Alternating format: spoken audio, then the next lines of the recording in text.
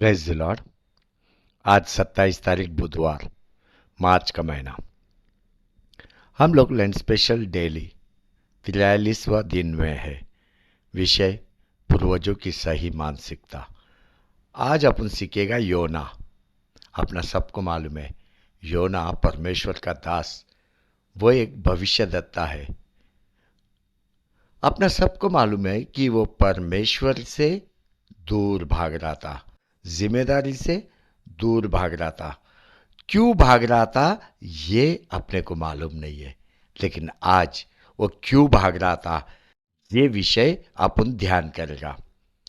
परमेश्वर चाहता था कि योना निनवे को जाए और वहां के लोगों को पाप के जीवन से, बंधन के जीवन से निकाले और उनको पश्चाताप करने को लगाए। लेकिन योना नहीं चाहता कि वो निनवे को जाए। वो जिम्मेदारी से और परमेश्वर से दूर भाग रहा था। लेकिन परमेश्वर भी उसका पीछा कर रहा था। परमेश्वर चाहता था कि योना ही निनवे को जाए और वहां पे सुवार्ता घोषित करे। आपको मालूम है, योना का हृदय, उसमें थोड़ा भी डर नहीं था।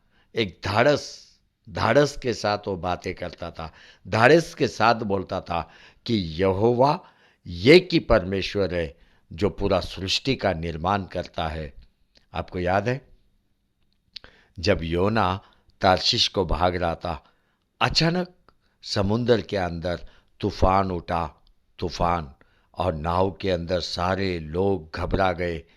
सारे लोग अपने अपने देवताओं को याद करने लगे, प्रार्थना करने लगे, लेकिन कुछ भी नहीं हो रहा था।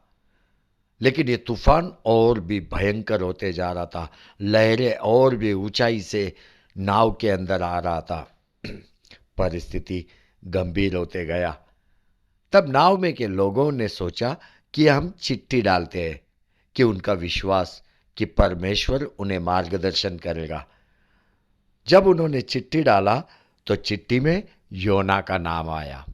पढ़ते, योना का किताब 1 अध्याय 7 से 9 वचन। तब उन्होंने आपस में कहा, आओ हम चिट्ठी डालकर जान ले कि यह विपत्ति हम पर किस कारण पड़ी है। तब उन्होंने चिट्ठी डाली और चिट्ठी योना के नाम पर निकली। तब उन्होंने उससे कहा, हमें बता कि किसके कारण यह विपत्ति हम पर पड़ी है। तेरा उद्यम क्या है और तू कहाँ से आया है? तू किस देश और किस जाति का है? उसने कहा, मैं हिब्रू हूँ और स्वर्ग का परमेश्वर यहोवा जिसने जल स्थल दोनों को बनाया है उसी का भय मानता हूँ। योना का शब्द देखो। उन लोगों से कहा, मैं केवल यहोवा परमेश्वर का भय मानता हूँ जिसने सारी सृष्टि का निर्माण किया। हृदय में बिल्कुल डर नहीं, वो धैर्यवान व्यक्ति। पर मुझे प्रश्न पड़ता है, क्यों वह जिम्मेदारी से भाग रहा था? वह क्यों नहीं चाहता कि निनवे जाके वचन घोषित करे? यीशु क्रिस्त भी योना के विषय में मत्ती का किताब में बताया। पढ़ते हैं मत्ती का किताब 12 अध्याय 39 से 41। उसने उन्हें उत्तर दिया, किस युग के बुरे और व्यभिचारी लोग चिन्ह ढूंढते हैं, परंतु योना भविष्यद्वक्ता के चिन्ह को छोड़ कोई और चिन्ह उनको न दिया जाएगा। योना 3 दिन 3 रात जल जंतु के पेट में रहा, वैसे ही मनुष्य का पुत्र 3 दिन 3 रात पृथ्वी के भीतर रहेगा।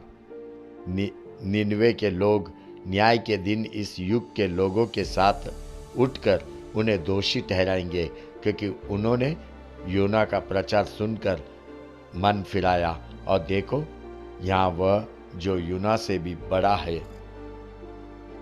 यीशु क्रिस्त भी शास्त्रियों और फरीसियों से कह रहा है कि योना भविष्यद्वक्ता का चिन्ह छोड़ कोई और चिन्ह न दिया जाएगा।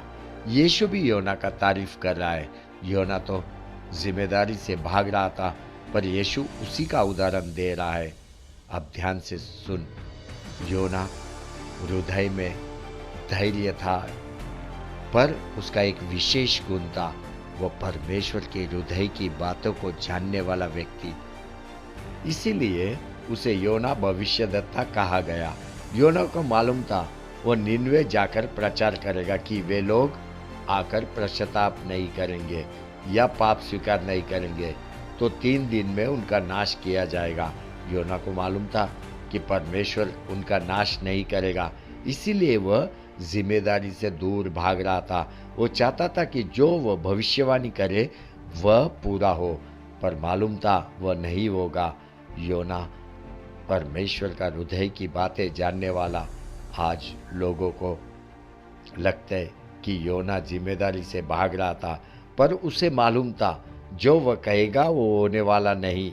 यही कारण है परमेश्वर से भाग रहा था। आज कई लोग हैं परमेश्वर का हृदय नहीं जानते, फिर भी परमेश्वर के राज्य के काम से दूर भाग रहे। योना परमेश्वर का भय मानने वाला व्यक्ति। तू क्या परमेश्वर का भय मानता है? क्या तुझे मालूम है परमेश्वर सृष्टि का निर्माण करता है, वही सर्वशक्तिमान है।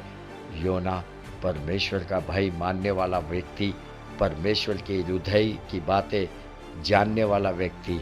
हालेलुया, हालेलुया, आमेन, आमेन, आमेन।